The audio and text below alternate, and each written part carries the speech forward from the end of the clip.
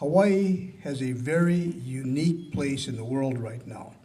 We have the opportunity to be the leaders in sustainability. And when I say we have the opportunity to be the leaders, we have the responsibility to take our natural resources to the highest level we possibly can and to be able to create the kind of community that we really need to and that the world can look up for. We have all of the natural resources within our state to be able to produce all of the energy that we need within our state. We have the capability, we just have to have the political will and the drive to get to that position. You know, when you look at the counties, the goal was set for, I think, 2030 to be at 30%. I think almost all of us are at 30% already. We're going toward alternative energies in a big way. The obstacles are self-made. We can get past them, and we need to get past them. Senator Kalani English over here, we were on the county council together almost 20 years ago. And many of the goals that are being prescribed today are goals that we set way back when, and we started working on them. To that matter, we started putting money toward alien species and making sure that we can eradicate alien species and we can control some of those issues. This is not state funding, this is county funding. We're able to take a lot of the natural resources that we had, and we're able to start looking at what is it that we really need to be able to protect. Our watershed is paramount. Our oceans, our beaches, we did sustainability studies, carrying capacity studies, to make sure we didn't over-inundate our beaches. We started doing testing, make sure that we knew what was going into the ocean. You have to have baseline studies to be able to understand what it is that we need to be able to work from, whether it's succeeding or not, and set targets as to where we want to go. Once we clearly establish where we were coming from, we could then move forward and start putting together all of the different programs, literally hundreds of organizations that are working toward to try and cleaning up our oceans, looking at our streams. We need to be able to work together to be able to produce food. We have the capability, we have the land, we have the ability. We just have to get away from the politics, and we have to get away from trying to overbuild in everything that we have to make sure that we're protecting our food sources as well. And we have to be able to put land aside so that we can do that and create the rules and regulations that allow us to do that. We have to stop bickering within ourselves as a community and find ways for all farmers to be able to work together using different types of farming techniques, because it takes many different types of techniques to be able to put the whole package together so that it's sustainable and it's workable. But we shouldn't wait for the rest of the world to price us out of our own homes when we can find the solutions and we can do it as quickly as possible. But we have to get out of our own way. We have to change some of the policies that we're currently using so that the rules don't force us to take decades to do what we can do in 1 decade. Right now, we're fighting a real big battle in trying to be able to convert to alternative energies with the electric companies, HECO, MECO, and all the other islands. But everyone knows that the goal needs to be self-sustained, locally produced energy, and it's all doable. We don't want to be spending money outside of the state when we can produce that energy here. When we start talking about us as ourselves as individuals, we also need to start looking at building a healthier community, and we need to get those programs going. And I'm proud to say that Pacific Business News had selected Maui County as the healthiest employee for the last 2 years. American Heart Association, excuse me, gave us the gold achievement for the last 2 years. We're working in that direction, but we need to do a lot more. As our medical community is feeling the pressures of what's happening at the national level, and we're losing our physicians, we're losing a lot of our ability to cope with the new illnesses that are coming. And we need to be able to build that technology. We're all going to have to work together to be able to put those packages together again so that this community is taken care of.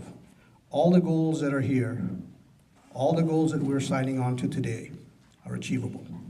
And they're achievable within the next decade if we decide that that is the direction we need to go and if we work together.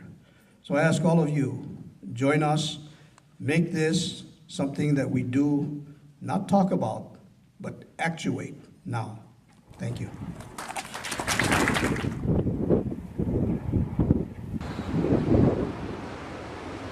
Our entire goal as a community is to be able to have a higher quality of life for everyone within the community, that we can possibly get to a higher quality of life.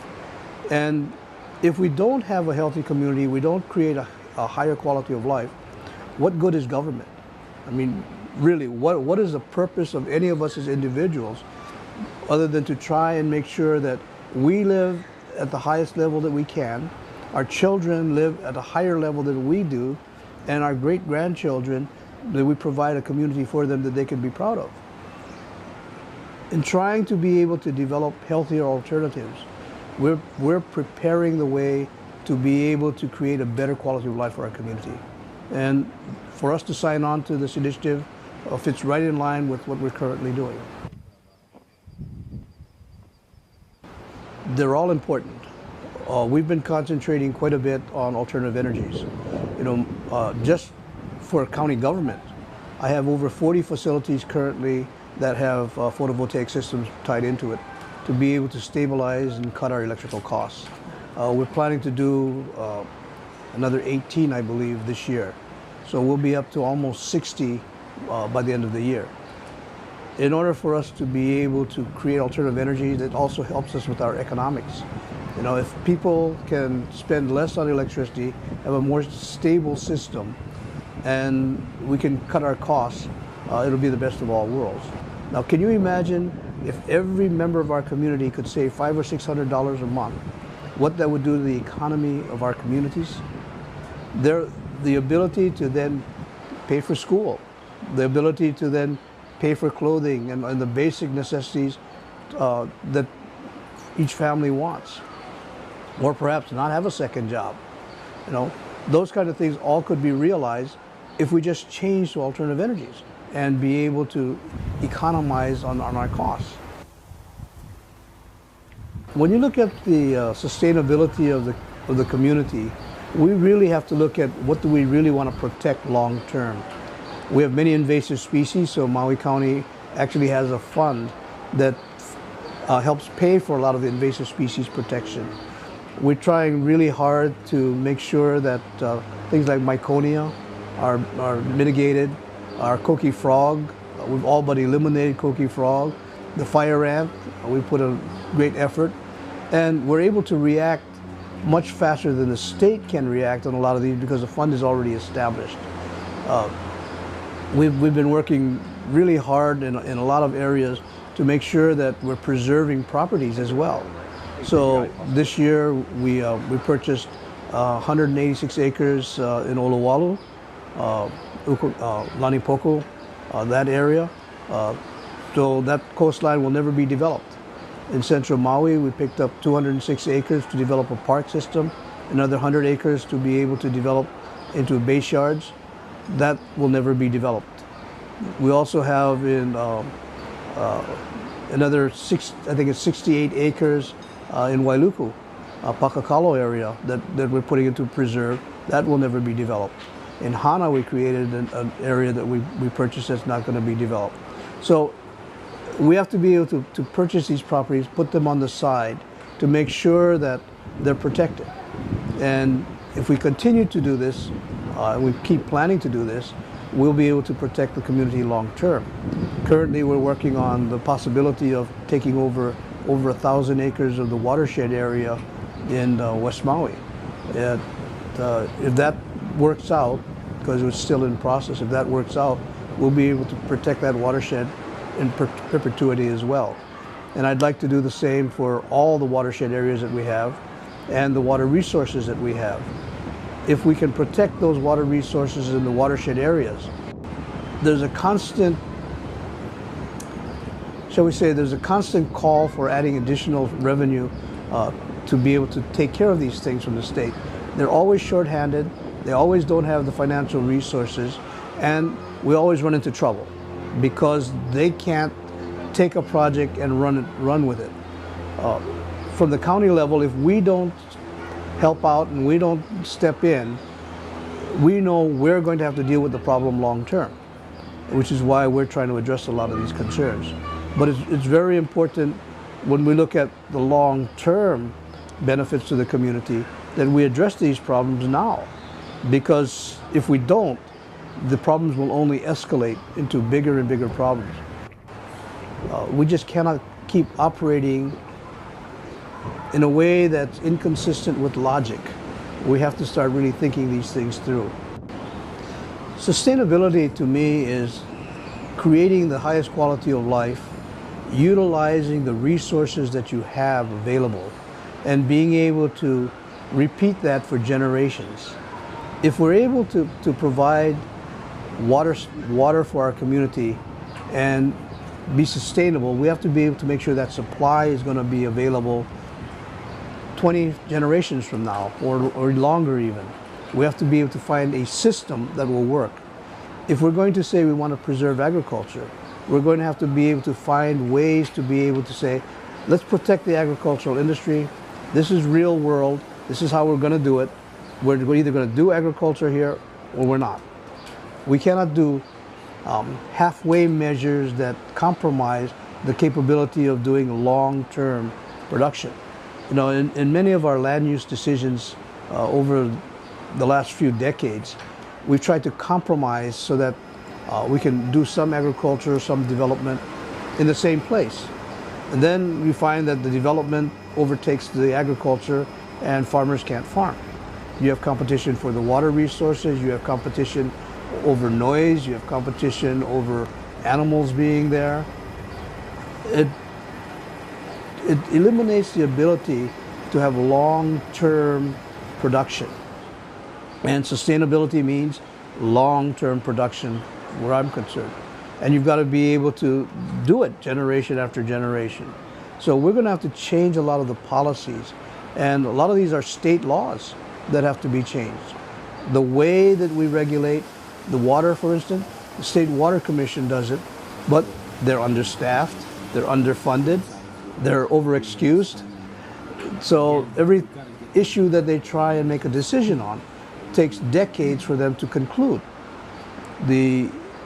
When we're looking at the Department of Agriculture and we're trying to stop alien species, they're understaffed, they don't have enough money, they can't develop the programs, they can't do the inspections, and the excuse comes out over and over again, which means the programs aren't working.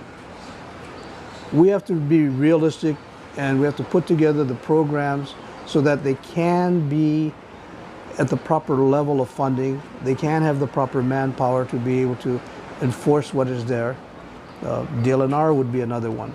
You know, we're trying to protect our environment against erosion problems, but we have so many different challenges and they are so short of manpower that even if they were to assign their agents to do this, all of their agents would have to be on one project for them to be anywhere near effective, but they can't because they have dozens of projects to work on. And they're the ones that are enforcing the laws, the rules that are being created.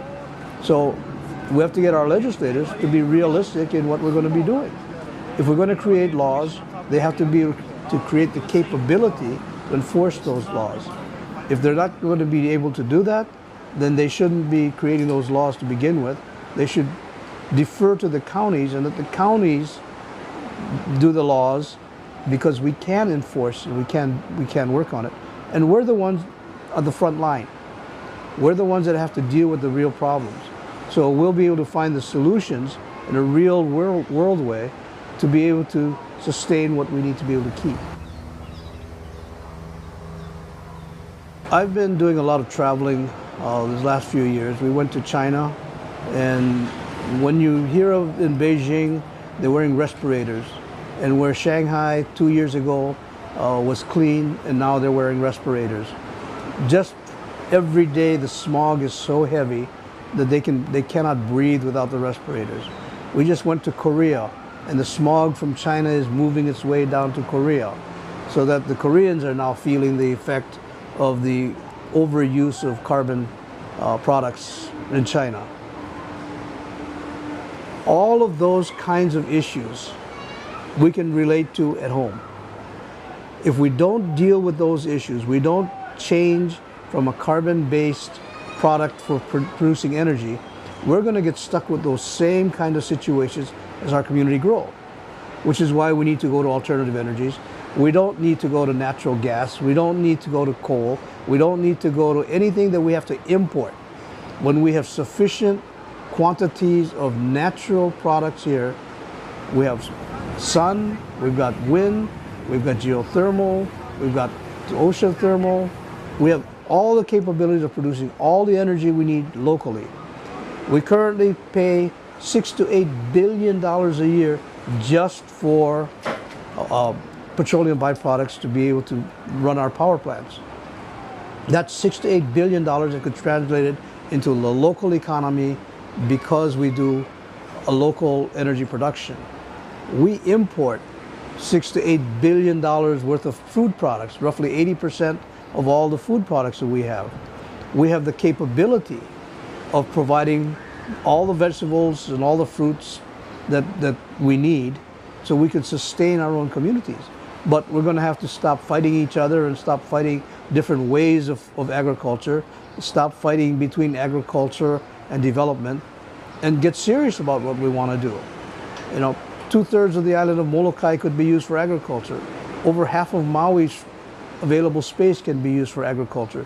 The Big Island has enough space to be able to sustain agriculture. We'll have all the potential, but we don't use that potential because we put too many roadblocks in the way. When we start looking at agriculture, we cannot be playing with it.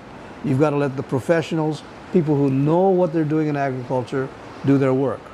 There's no reason why, with the size of the properties we have, we cannot get the proper equipment, we cannot get the proper personnel to be able to produce almost everything that we need.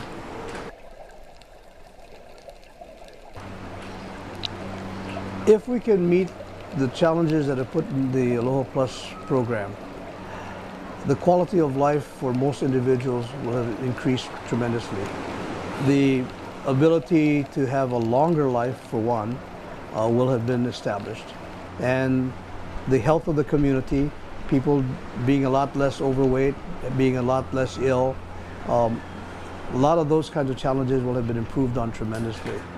If we can create the sustainability and stability of our water systems, of our agricultural systems, we'll be in a lot better shape. Can we do it by 2030?